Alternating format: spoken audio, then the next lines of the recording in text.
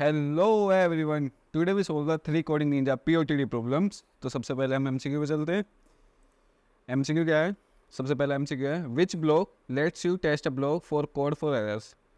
हम एरर के लिए कौन सा ब्लॉक यूज़ करते हैं? ट्राई और एक्सेप्ट ब्लॉक। तो इसका आंसर होगा फर्स्ट ऑप्शन। एमसीक्यू पे चलते हैं। नेक्स्ट एमसीक्यू में हमें एक थोड़ा रीजनिंग वाला क्वेश्चन दिया था, इसका आंसर है थर्ड ऑप्शन। थर्ड एमसीक्यू है इनपुट में दिया Chanakya wing 23, 43, 56 here beach 71. How many steps will be required to complete the rearrangement? इसका आंसर है 6। फोर्थ एमसीक्यू क्या है? What is the index number of the last element of an array with 9 elements? हमें array में पता है indexing 0 से start होती है, तो 9 एलिमेंट्स के एरे में हमारा जो लास्ट इंडेक्स होगा उसकी वैल्यू हो गई 8। फिफ्थ एमसीक्यू क्या है अब? A friend function can be a global और only a method of another class. Friend function हम दोनों तरीके से यूज़ कर सकते हैं, ग्लोबल से भी और मेथड ऑफ अनदर क्लास से। तो इसका ऑप्शन होगा सी, बोथ एंगली। Now we move on the easy problem of the coding ninja. तो आज की इजी प्रॉब्लम क्या है? प्रॉब्लम स्टेटमेंट पढ़ते हैं पहले। शॉर्टेस्ट राउट। प्रॉब्लम स्टेटमेंट में क्या दिया है हमें? You want to visit your friends house who lives at the same location in an infinite grid. You are initially at the origin of the infinite grid. You can move only in 4 directions.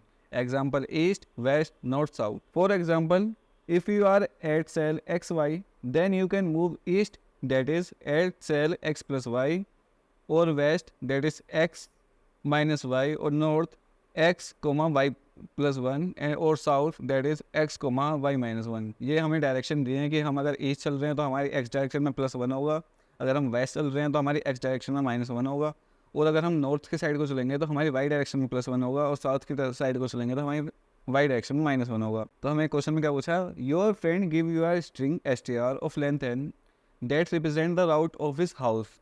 हमें एक string दी होगी str n length की जो represent कर रही है house के राउट को ओरिजिन से। The string str has 4 different characters e w n s। String में हमारे 4 डिफरेंट कैरेक्टर्स होंगे e w n s which represent direction east, west, north, south.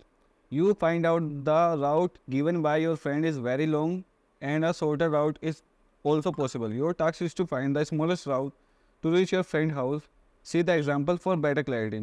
Example में हमें 2 टेस्ट केसेस दिए हैं, S और N S E W E E। तो हमें ये पहले राउट दिए गए हैं क्वेश्चन की तरफ से, ये हमें राउट दिए, हमें इनसे शॉर्टेस्ट राउट फाइंड आउट करना है। हमारा जो आंसर आया वो आया S, E N। उसमें तो एक ही स्ट्रिंग थी, तो हमारा ये क्या आएगा? अब इस क्वेश्चन को समझते पहले एक बार एक एग्जांपल से। हमें ये क्वेश्चन में दिया है कि ईस्ट डायरेक्शन है तो +1 होगा, वेस्ट है तो -1, और नॉर्थ है तो y में +1, साउथ है तो y में -1। हमें 2 एग्जांपल दिए हैं S, N S E W E E। Question में हमें बताया कि हम स्टार्टिंग में ओरिजिन पर हैं 0,0 पर।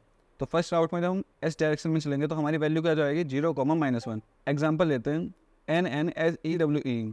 स्टार्टिंग में हम 0 पर 0 पर, हम एन डायरेक्शन में चले तो हमारी वैल्यू में y में क्या होगा? इंक्रीमेंट 1, तो 0,1। फिर दोबारा हम एन डायरेक्शन में चले तो y में दोबारा इंक्रीमेंट हो गया तो 0,2।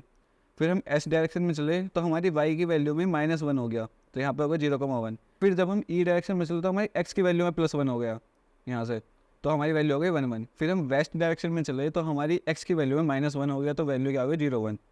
फिर हम दोबारा ईस्ट डायरेक्शन में चले तो हमारी वैल्यू हो गई 1,1, क्योंकि हमारे x की वैल्यू में +1 हो गया। फिर हम दोबारा इस डायरेक्शन में चले तो हमारी वैल्यू आ गई 2,1। तो हमें फाइनल डेस्टिनेशन थी हमारी 2,1 और इनिशियल डेस्टिनेशन है 0,0। तो ये हमें जो राउट दिया है ये हमारा लॉन्गेस्ट राउट होगा।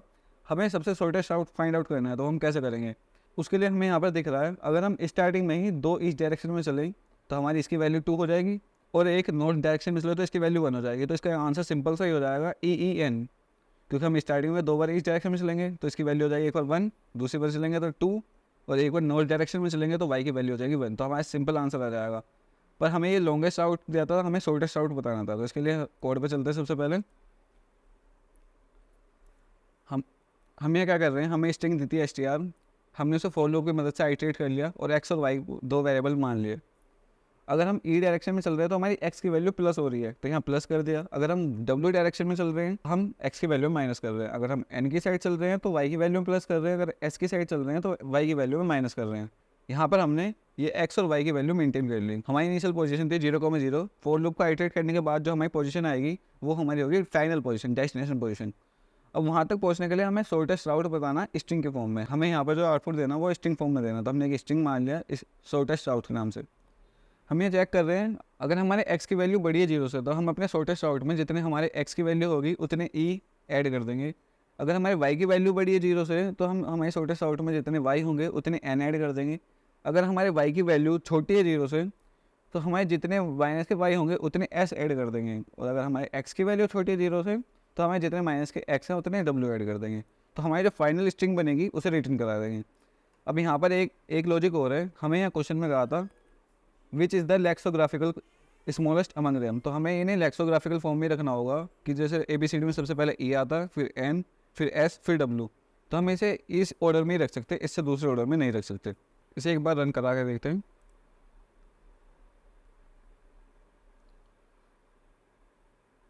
सो here we complete all the test cases, now we move on the medium level problem.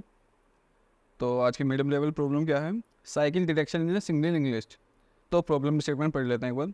You are given a single link list of integers, return true if it has a cycle, else return false. हमें एक single link list दी होगी, हमें true return करना है अगर उसमें cycle exist करती है, अदरवाइज फॉल्स। ये रहा एग्जाम्पल। तो यहाँ पर एक एल्गोरिथम लगेगी जो सिंगल लिंक लिस्ट में साइकिल डिटेक्ट करने का काम आती है। उसका नाम है floats cycle detection algorithm. Mainly इस एल्गोरिथम में क्या होता है, हम एक 2 पॉइंटर लेते हैं, स्लो और फास्ट। स्लो पॉइंटर को हम लिंक लिस्ट पर आइटरेट करते वक्त एक टाइम चलाते हैं और फास्ट पॉइंटर को 2 टाइम्स। और अगर कहीं भी हमारे स्लो और फास्ट पॉइंटर इक्वल आते हैं तो हमें वहाँ पर पता पड़ता है कि यहाँ पे इस सिंगल लिंक लिस्ट में साइकिल डिटेक्ट करती है या नहीं करती। तो इसका एग्जांपल लेते हैं। जैसे हमने एक एग्जांपल लिया, यहाँ पर ये साइकिल बनाते हैं लिंक लिस्ट में, हमने यहाँ स्लो और फास्ट पॉइंटर अभी फर्स्ट नोड पर है। नेक्स्ट टाइम जब हम चलाए तो स्लो पॉइंटर हो गया 2 पर और फास्ट पॉइंटर हो गया 3 पर, क्योंकि हम फास्ट पॉइंटर को 2 टाइम्स चलाएंगे और स्लो पॉइंटर को 1 टाइम। जब हमने नेक्स्ट टाइम चलाया तो हमारा स्लो पॉइंटर आ चुका है, जब हमने नेक्स्ट टाइम चलाया तो हमारा स्लो पॉइंटर आ गया 3 पे और फास्ट पॉइंटर आ गया 5 पे। और फिर जब हमने नेक्स्ट टाइम चलाया तो हमारा स्लो पॉइंटर आ चुका है 4 पे और फास्ट पॉइंटर आ चुका है 7 पे। फिर जब हम नेक्स्ट टाइम चलाएंगे तो हमारा स्लो पॉइंटर होगा 5 पर और फास्ट पॉइंटर होगा 3 पर। फिर जब हम दोबारा चलाएंगे तो हमारा स्लो पॉइंटर कहाँ पर होगा, हमारा स्लो पॉइंटर होगा 6 पर और फास्ट पॉइंटर होगा 5 पर। फिर हम दोबारा चलाएंगे तो हमारा स्लो पॉइंटर कहाँ पर होगा, स्लो पॉइंटर भी 7 पर होगा और फास्ट पॉइंटर भी 7 पर होगा। तो यहाँ पर ये दोनों पॉइंटर एक ही जगह पर आ चुके हैं, तो इसका मतलब यहाँ पर एक साइकिल डिटेक्ट करती है। हमें वही कंडीशन चेक करनी है जहाँ पर ये स्लो और फास्ट पॉइंटर एक दूसरे को मीट कर रहे हो, वहाँ पे हम रिटर्न कर देंगे। तो यहाँ पर हमें सबसे पहले क्या दिया था, हमें एक हेड दिया था सिंगल लिंक लिस्ट का, तो हमने 2 पॉइंटर बनाए हैं, स्लो और फास्ट पॉइंटर, जिन्होंने हमने हेड असाइन करा है। हम तब तक चल रहे हैं जब तक हमारा फास्ट या तो नल ना हो या फास्ट का नेक्स्ट नल ना हो। सबसे पहले हमने स्लो को एक टाइम चलाया, स्लो इसको तो स्लो का नेक्स्ट, और fast is goes to fast का नेक्स्ट, कभी नेक्स्ट। हाँ, तो हम यहाँ फास्ट को 2 टाइम चलाएंगे और अगर हमारी कहीं भी कंडीशन बनती है fast is goes to slow तो वहाँ पर रिटर्न ट्रू कर देंगे। अगर हमारी वैल्यू पूरी आइटरेट होने के बाद भी ऐसी कोई कंडीशन नहीं बनती है जहाँ पर फास्ट और स्लो इक्वल्स हो तो वहाँ पर हम रिटर्न फॉल्स कर देंगे। तो अब हम इसे एक बार रन करा के देखते हैं। यहाँ पर ये सारी टेस्ट केस पास कर चुका है, सबमिट करते हैं। यहाँ पर भी हमारे पूरे टेस्ट केस पास हो चुके हैं। तो बस आज के क्वेश्चन में यही था। Thank you, bye bye.